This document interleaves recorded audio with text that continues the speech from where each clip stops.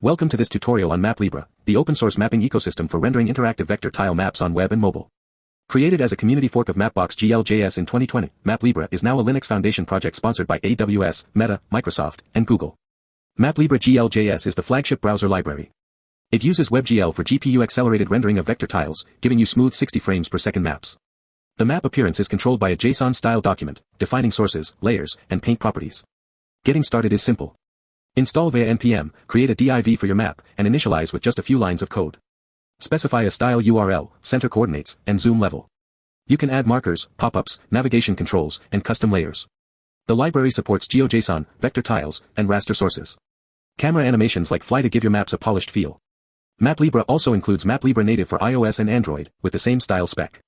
And Martin, a tile server in Rust, serves vector tiles from PostGIS databases at high performance.